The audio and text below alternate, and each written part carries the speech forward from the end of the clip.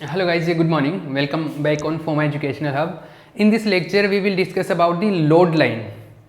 What is load line? Load line का meaning क्या होता है और उसका कैसे कर्व बनता है और उसको स्टडी करेंगे, उसके बारे में डिस्कशन करेंगे. ठीक है, तो our topic is load line.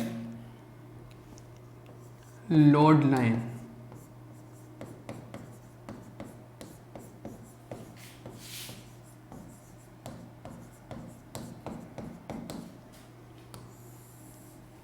ठीक है. लोड लाइन एक एसी लोड लाइन होता है, एक डीसी लोड लाइन होता है. अब एसी और डीसी लोड लाइन भी क्या होता है उनके बारे में भी आगे बात करेंगे. पहले मैं इसके बारे में कुछ बता देता हूँ, फिर आपको एक अंडरस्टैंडिंग डेवलप हो जाएगी कि लोड लाइन का मीनिंग क्या होता है. देखो, ठीक है. देखो, हमने ट्रांजिस्टर बनाया है ना, और ट्रांजिस्टर इस तरीके से ऐसा है कि जैसे मान लो कि मैं कोई पर्टिकुलर बाइसिंग ले रहा हूँ, कॉमन एमीटर ले रहा हूँ. कॉमन एमीटर इसलिए ले रहा हूँ कि जनरली कॉमन एमीटर कहाँ यूज होता है? एम्पलीफायर में यूज होता है. तो लोड लाइन जो है एक्चुअल में एम्पलीफायर से रिलेटेड बात है. मतलब जब हम लोग किसी ट्रांजिस्टर का यूज करके आगे कोई बड़ी मशीन बनाते हैं, उससे इनपुट आउटपुट को कंट्रोल करते हैं, उसको एम्पलीफाई करते हैं, कंट्रोल डिक्रीज इंक्रीज करते हैं, वहाँ पर हमारे को इसका बाइसिंग का रिक्वायरमेंट पड़ता है. वहाँ पे काफ़ी ज़्यादा ज़रूरत पड़ती है ना. तो वहाँ पर हम लोग लोड लाइन से रिलेटेड बात करते हैं, और उसके लिए एम्पलीफायर के लिए हम लोग कॉमन एमीटर वाला कॉन्फ़िगरेशन काम में लेते थे. इसलिए मैं यहाँ पे कॉमन एमीटर का कॉन्फ़िगरेशन काम में ले रहा हूँ. बट ऐसा नहीं है कि लोड लाइन जब भी बनाते हैं कॉमन एमीटर ही काम में लेते हैं, ऐसा बिल्कुल नहीं है. लेकिन हम लोग यहाँ पे कॉमन एमीटर वाला सर्किट पढ़ेंगे. क्यों? क्योंकि हम लोग एम्पलीफायर के पॉइंट ऑफ व्यू से पढ़ते हैं, और एम्पलीफायर में कॉमन एमीटर का कॉन्फ़िगरेशन उभयनिष्ठ उत्सर्जक विन्यास काम में आता है. Got it? ठीक है. तो ये कॉमन एमीटर का कॉन्फ़िगरेशन है, और ये जैसे कॉमन एमीटर में एमीटर नीचे होगा, ये उत्सर्जक नीचे आ गया, ये बेस हो गया, ये कलेक्टर पार्ट हो गया, ऐसा है. ठीक है. इसके बाद में अगर मैं बात करूं तो यहां पे देखो, ये कलेक्टर है, ये बेस है, ये एमीटर है ना. इसको अगर मैं कॉमन कर दूं, ये कॉमन हो गया. अगर मैं एनपीएन टाइप की बात करूं, एनपीएन में करंट एमीटर से बाहर की तरफ जाएगा. ठीक है, और इससे बाहर की तरफ निकलेगा, तो इन दोनों से अंदर की तरफ आ जाएगा IC और IB. यहाँ पर एक बैटरी अप्लाई होता है, और वो ये फॉरवर्ड बायस में होता है, तो P को P से कनेक्ट कर देते हैं. एक बैटरी तो ऐसे होता है, पॉजिटिव नेगेटिव, और ये बैटरी B पे कनेक्टेड है, तो VBB बोलते हैं. BJT का जो हमने बाइसिंग पढ़ा था वो वहाँ पे ये सब कुछ किया था वहाँ पे. इसके बाद में यहाँ पर इसको रिवर्स बाइस में रखते हैं, तो N को P से कनेक्ट करते हैं, N को पॉजिटिव से और ये नेगेटिव से. ठीक है, ये बात समझ आई? क्लियर है? इस पॉइंट को C पॉइंट है, this is C point C मतलब कलेक्टर को बताता है, और ये पॉइंट कौन सा? E पॉइंट है. ये this is our point E. तो इन दोनों के बीच में यहाँ पे जो वोल्टेज ड्रॉप होता है, यहाँ पे जो भी वोल्टेज खर्च होता है, उसको लिखते हैं VCE. ठीक है, और यहाँ पे इस B पॉइंट और E पॉइंट के बीच में जो भी वोल्टेज खर्च होता है, इसको बोलते हैं VBE. ऐसा ही होता है. इन दोनों के बीच में वोल्टेज ड्रॉप होने का मतलब है कि ये जंक्शन पड़ जाता है ना, बीच में जंक्शन आ जाता है, इस जंक्शन पे जितना वोल्टेज ड्रॉप होता है दैट इज VCE. ठीक है, ये है. अब देखो, अगर लोड लाइन पढ़ रहे हैं ना, अभी तो मैंने ट्रांजिस्टर का सर्किट बनाया है कॉमन एमीटर वाला. अगर एक काम करें, यहां पर एक रेसिस्टेंस लगा दें, इसको लोड रेसिस्टेंस बोल रहा हूं. क्या है ये? This is our load resistance. Load resistance का मतलब मैंने काफी बार बताया, फिर से रिपीट कर रहा हूं. लोड रेसिस्टेंस का मतलब जिसके ऊपर हम लोग आउटपुट देख रहे होते हैं, that is our load resistance. ये लोड प्रतिबाधा है, ये लोड प्रतिरोध है. ये C पे कनेक्टेड है, तो VCC है. ठीक है, अब समझना. अभी मैंने लोड लाइन का मीनिंग नहीं समझाया आपको. लोड लाइन का मीनिंग अभी मैंने डेफिनेशन इसके बारे में कुछ लिखवाया भी नहीं है. अभी सुन लो पहले बस. ये जो ग्राफ बना, ये ग्राफ है ना, ग्राफ क्या, ये जो सर्किट बना, इस सर्किट के अंदर अगर ये लूप जो है ना, लूप 2, दिस इज ये लूप 2 है, मतलब ये वाला, ये लूप 1 है मान लो. तो लूप 2 में अगर मैं KVL लगाता हूं, देखो KVL इन लूप 2 में KVL लगाते हैं. देखो क्या होता है, मैं यहाँ से चलना शुरू करता हूँ, यहाँ से देखो क्या हो रहा है, यहाँ से इधर से करंट जा रहा ना, इधर से करंट एंटर कर रहा तो पॉजिटिव, ये नेगेटिव, ऐसा है। IC इधर जा रहा ना, फिर यहाँ पे ड्रॉप हो रहा है, यहाँ पे ड्रॉप हो रहा है तो इधर से एंटर कर रहा है, मान लो इस पॉइंट को मैं पॉजिटिव लिख देता हूँ, इधर से बाहर निकल रहा है, ये माइनस हो गया है ना। यहाँ पर VCE वोल्टेज ड्रॉप हो गया, वोल्टेज VCE खर्च हो गया, फिर इधर से इधर आया माइनस VCC जो भी है। तो इस लूप के अंदर मैं KVL अप्लाई कर रहा हूँ, किरचॉफ का वोल्टेज लॉ लगा रहा हूँ इसके अंदर, ठीक है। आओ यहाँ से स्टार्ट करूँ मैं, यहाँ पे कितना वोल्टेज खर्च होगा, यहाँ पे कितना वोल्टेज ड्रॉप होगा, IC इंटू RL, और प्लस से एंटर कर रहा हूँ तो प्लस IC इंटू RL, ठीक है। फिर आगे गया यहाँ पे, तो यहाँ पर ये जंक्शन आ गया, और यहाँ पर कितना वोल्टेज ड्रॉप हुआ ट्रांजिस्टर के ऊपर, VCE, और पॉजिटिव से एंटर कर रहा हूं तो प्लस VCE, ठीक है, ये है। इसके बाद में यहां आया, इधर आया, इधर आया, इधर माइनस VCC, आगे खत्म हो गया, जीरो हो जाएगा, फिर इक्वल टू जीरो, आगे हो गया ये, एक second, this is VCC equal to zero. इसको अगर मैं सही से लिखूं तो IC इज इक्वल्स टू आ गया मेरे पास में, IC RL is equals to VCC minus VCE, और ये IC आया आपके पास में VCC upon RL minus VCE upon RL, यह आया। इसको मैं अगर ऐसे लिख दूं तो ये पहले लिख रहा हूं, ये -1 अपॉन RL इंटू VCC और प्लस VCC अपॉन RL। ये क्या है, समझना इस चीज को।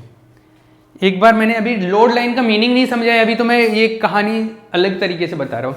मैंने एक सर्किट बनाया ट्रांजिस्टर का, कॉमन एमीटर वाला, और इसके लिए मैंने इसमें सेकंड लूप में एक क्या लिया, एक लोड रेजिस्टेंस लगा दिया, और उसके बाद में इससे मैंने क्या एक इक्वेशन बनाया, और ये इक्वेशन बना जाके इस इक्वेशन में देखो, इन दिस इक्वेशन, ये इक्वेशन ऐसा है, y is equal to mx plus c। ये सीधी रेखा का एक समीकरण होता है, स्ट्रेट लाइन इक्वेशन होता है ये ऐसा। और इस इक्वेशन से अगर कंपैरिजन करूं तो देखो c तो कांस्टेंट तो ये है, ये कांस्टेंट है, y की जगह है IC, और x की जगह क्या है VCE, ये VCE है ना, VCE है ये, सॉरी, x की जगह पे क्या है VCE, x की जगह पे है अपने पास में VCE, और m की जगह पे क्या है -1 अपॉन RL, m की जगह पे क्या है -1 अपॉन RL, मतलब कि क्या, ये m क्या होता है, प्रवणता होता है, स्लोप होता है, और -1 अपॉन RL है, नेगेटिव है, नेगेटिव स्लोप है, c कहां पर पॉजिटिव पे कट कर रहा है। तो इसका अगर ग्राफ बनाता हूं मैं तो ग्राफ ऐसा मिलता है कुछ, y की जगह ये IC, x की जगह VCE, इसका जब ग्राफ बनाऊंगा तो ये ग्राफ मिलेगा मुझे इस तरीके का। अगर ये सरल रेखा का ग्राफ है, मैं ये सारी चीज नहीं बताऊंगा कि सरल रेखा का ग्राफ कैसे बनता है, लेकिन इसका जो करो बनेगा वो ऐसा बनेगा। आप चाहे तो 2 पॉइंट निकाल के मैं बता दूंगा अभी कि 2 पॉइंट निकाल के भी आप ग्राफ बना सकते हो, पर ये सरल रेखा का समीकरण है, स्ट्रेट लाइन का इक्वेशन है, अभी कैसे बनेगा ये मैं बता दूंगा, ठीक है। तो 2 पॉइंट निकाल के भी आप करो बना सकते हो कि एक बार VCE इक्वल्स टू 0 कर दो, एक IC इक्वल्स टू 0 कर दो, 2 पॉइंट मिल जाएंगे, आप वैसे करो बना सकते हो। लेकिन इसका ग्राफ जो बनेगा वो इस टाइप का ग्राफ बनेगा, और IC और VCE इन दोनों के बीच में हम लोग आउटपुट कैरेक्टरिस्टिक्स भी बनाते हैं, निर्गम अभिलाक्षणिक, और वो निर्गम अभिलाक्षणिक ऐसे बनते हैं, ऐसे बनते हैं अगर आपको याद हो तो।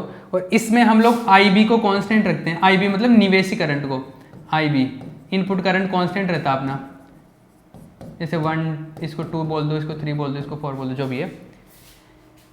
तो इनको इंटरसेक्ट करते हुए ये जो लाइन मिलती है ना, ये सीधी रेखा, ये जो स्ट्रेट लाइन मिली ना, इस लाइन को बोलते हैं लोड लाइन। ये क्या है, लोड लाइन आपकी। कुछ चमका, क्या हुआ, अब मैं इसको वापस से रिकेप करा रहा हूं, देखो समझना।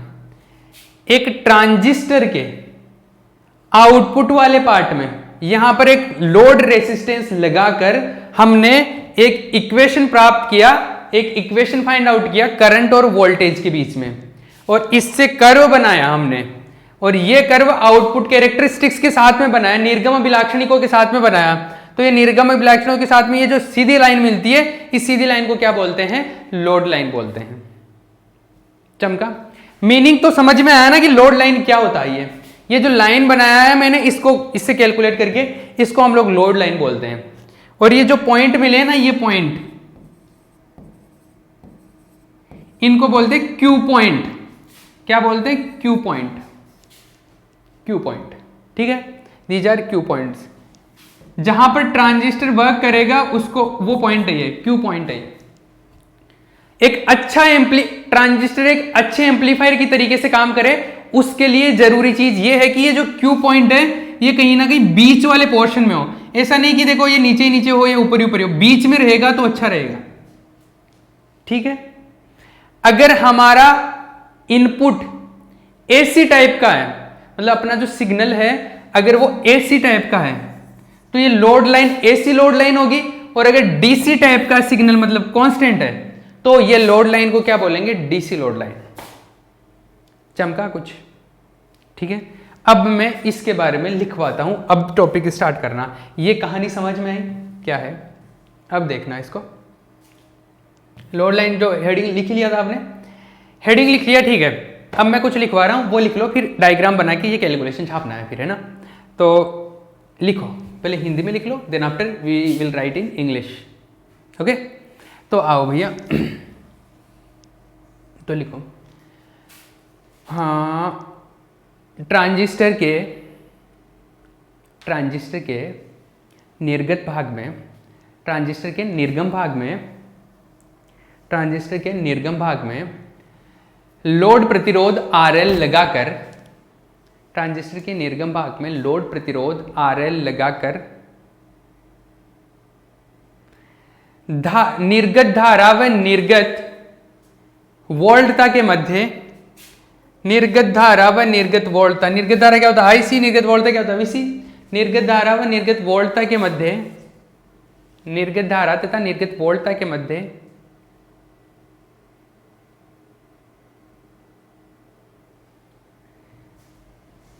निर्गम अभिलाक्षणिकों के साथ एक वक्र बनाते हैं, निर्गम अभिलाक्षणिकों के साथ एक वक्र बनाते हैं, निर्गम अभिलाक्षणिकों के साथ एक वक्र बनाते हैं, जो कि एक सीधी रेखा प्राप्त होती है, जो कि एक सीधी रेखा प्राप्त होती है।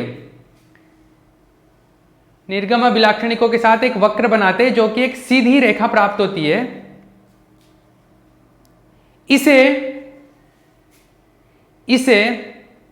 लोड लाइन कहते हैं, इसे लोड लाइन कहते हैं,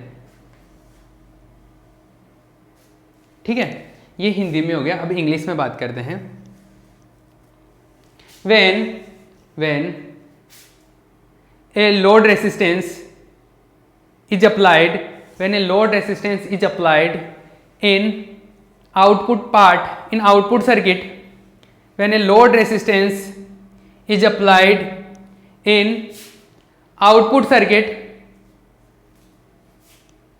of resistance of transistor, output circuit of transistor, and then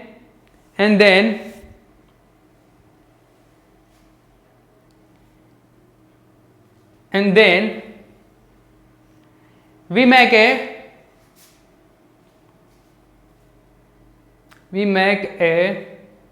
curve between, we make a curve between output current and output voltage, output current and output voltage with output characteristics, with output characteristics. This curve is a straight line, this curve is a straight line, and this line is known as load line, and this line is known as load line, ठीक है। हमने इसके ऊपर R L लगाया और फिर यहाँ से एक इक्वेशन मिला, इस आई सी और वी सी, ये क्या है, आउटपुट करंट और आउटपुट वोल्टेज, इनके बीच में कर्व बनाते हैं हम लोग। तो जिसने सबसे पहले एक तरफ डायग्राम छाप लो और एक तरफ कैलकुलेशन छाप लो, यहाँ तक की कैलकुलेशन। इसके बाद में तो हमारे पास में क्या होता है, ये कर्व बनाना, मैं कर्व दोबारा बना रहा हूँ। तो यहाँ तक तो हो गया था, अब कर्व के बारे में बात करेंगे। और हम लोग एक बार जिसने ये नहीं छापा पहले ये छाप लो ना, उसके बाद में हम लोग इनके बीच में कर्व बनाएंगे। तो अगर हम इसके बीच में कर्व बनाए तो देखो क्या होता है, 2 पॉइंट चाहिए ना अपने को, तो 2 पॉइंट निकाल लो अपने। क्या करना है, मैं इसको इधर लिख रहा हूँ दोबारा, I C is equal to -1/RL VCE plus VCC/RL। ठीक है, ये है, क्लियर है। दूसरी चीज़ एक इधर देखना, अगर मैं 2 पॉइंट निकालने, पहला पॉइंट तो if VCE is equals to 0। 2 point क्यों निकालने हैं, क्योंकि ग्राफ बनाना तो 2 पॉइंट चाहिए ना अपने को। ग्राफ किसके किसके बीच में बना रहा हूँ मैं, कर्व जो बना रहा हूँ वो बना रहा हूँ IC और VCE, इन दोनों के बीच में ग्राफ बना रहा हूँ। ठीक है, इन दोनों के बीच में ग्राफ बना रहा हूँ। तो एक बार तो VCE को 0 करके पॉइंट फाइंड आउट कर लो, एक बार IC को 0 पुट करके पॉइंट फाइंड आउट कर लो। तो देखो if VCE is equals to 0, if VCE equal to 0, अगर VCE 0 हो जाता है तो IC का वैल्यू देखो, अगर VCE 0 हो जाता है तो IC का वैल्यू देखो, VCE 0 हो गया तो IC मिला मुझे, ये VCE 0 हो गया VCC/RL, पॉजिटिव पॉइंट मिला, एक पॉइंट तो ये मिल गया, मतलब एक पॉइंट तो क्या मिला, IC का वैल्यू तो मिल गया, ये इसमें x और y हो गया ना, x पे तो VC, तो VC का तो हो गया 0 और y का क्या हो गया VCC/RL, एक पॉइंट तो ये मिल गया। ठीक है, दूसरा यहाँ पर एक चीज़ और लिख लेना, ये लोड लाइन का समीकरण है, ये लोड लाइन समीकरण, लोड लाइन का समीकरण, load line equation.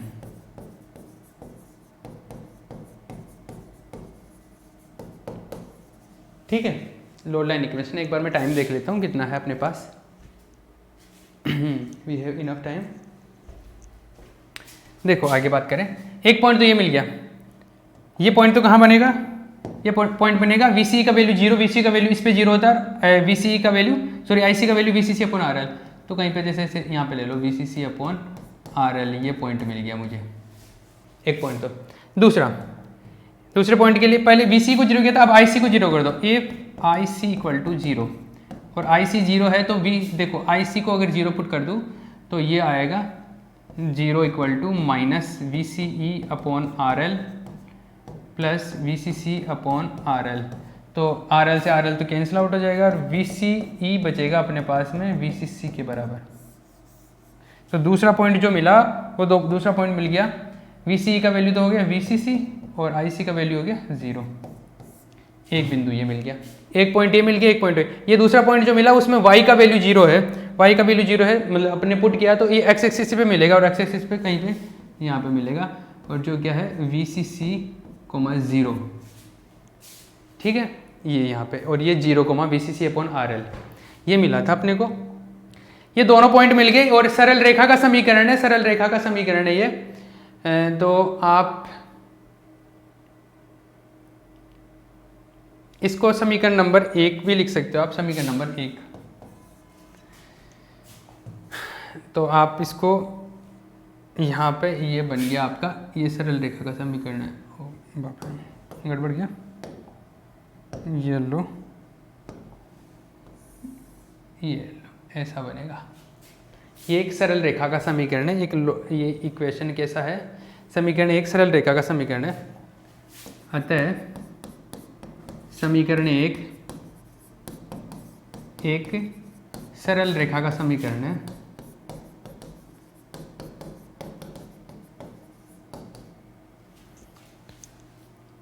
Equation 1 is a straight line equation, straight line equation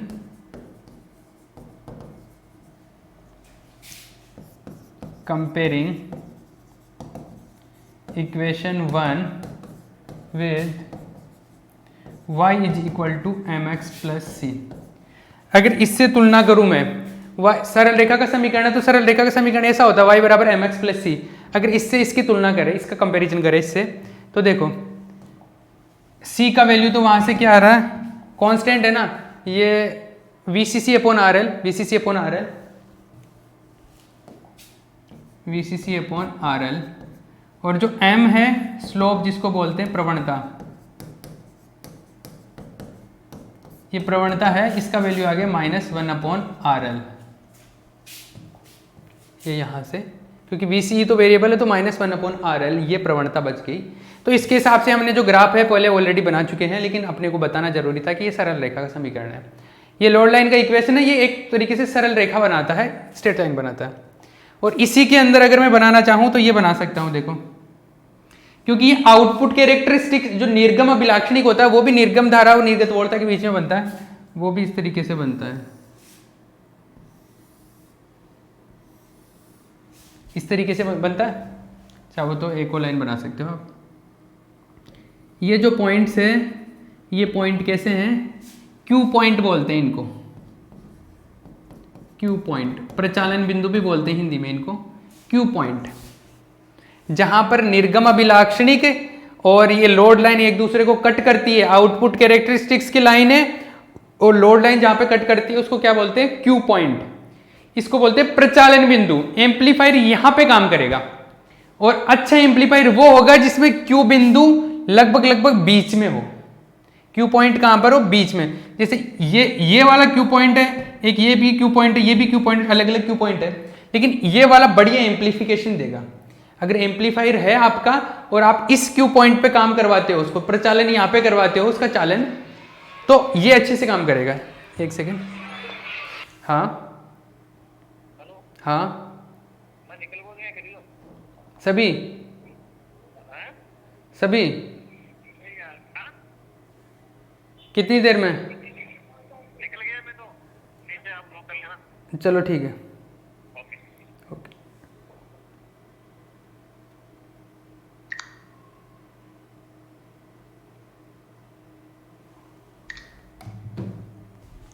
ठीक है,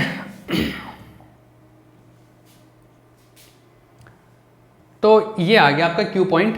तो ये छाप लिया, ये जिसने नहीं छापा है पहले तो ये कंप्लीट कर लेना और ये कंप्लीट कर लेना यहाँ पे। और इसके बाद में मैं कुछ लिखवा रहा हूँ, इससे क्यू पॉइंट से रिलेटेड कुछ बातें लिखवा देता हूँ। यहाँ पे क्यू पॉइंट के बारे में डेफिनेशन लिखवा देता हूँ। प्रचालन बिंदु बोलते हैं इसको हिंदी में, प्रचालन बिंदु, इसको क्यू पॉइंट ही बोलूँगा पर मैं,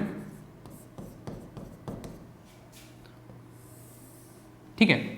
क्यू पॉइंट का क्या डेफिनेशन हुआ, क्यू पॉइंट का लिखो, क्यू पॉइंट का डेफिनेशन,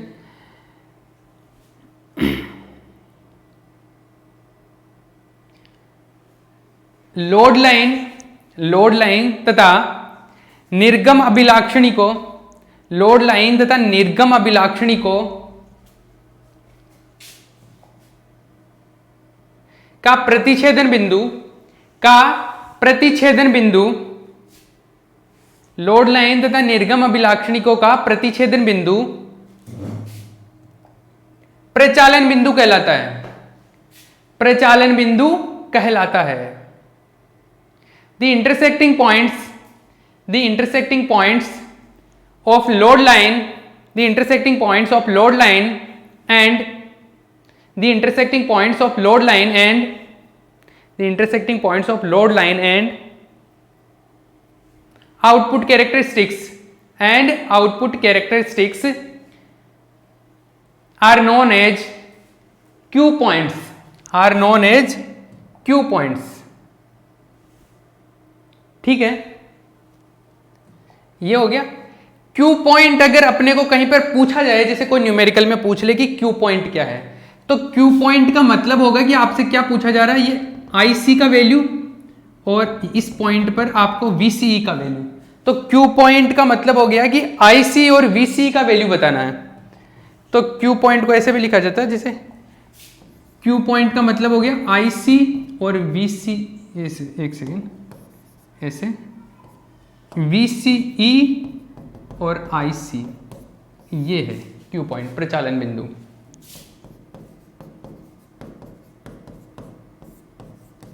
क्यू पॉइंट आपने जो लिखा है उसके नीचे ये लिख लेना, ठीक है। यहां पे पॉइंट बना के लिख लो एक इंपॉर्टेंट चीज, 2-3 लिखवाऊंगा।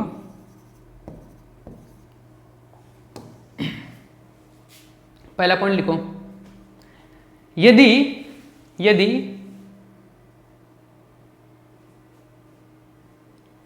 ट्रांजिस्टर का संकेत डीसी प्रकार का है, तो लोड लाइन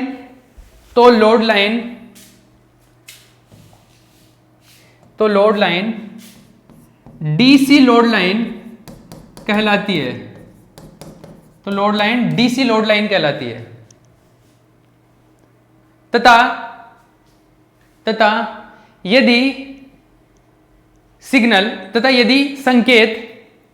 यदि संकेत एसी प्रकार का, मतलब एसी अगर है तो वो एसी लोड लाइन होगा, और डीसी होगा तो डीसी लोड लाइन होगा।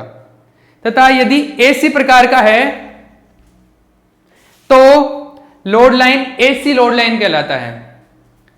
तो load line AC load line कहलाता है, ठीक है। If the signal in the transistor is DC type, then the load line will be DC load line, and if it is AC type, then load line will be AC load line, AC load line, ठीक है। ये हो गया, बात समझ में आई। Next point, मैंने बोला था कि ये क्यू पॉइंट अगर बीच में रहे तो एम्पलीफायर अच्छा बनता है, ठीक है। तो लिख लो, for a good amplifier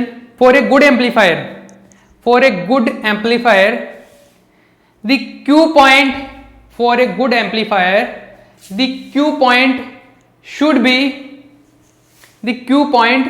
should be in the middle of active region। ये सक्रिय क्षेत्र होता है ना, इसके बीच में होना चाहिए। For a good amplifier, the Q point should be in the middle of active region। एक अच्छे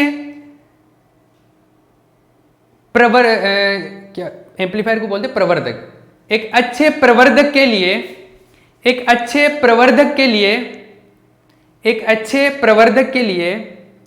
क्यू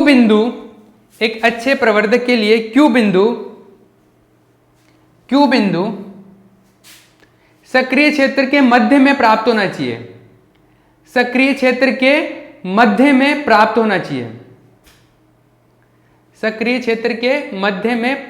चाहिए। ठीक है, ओके,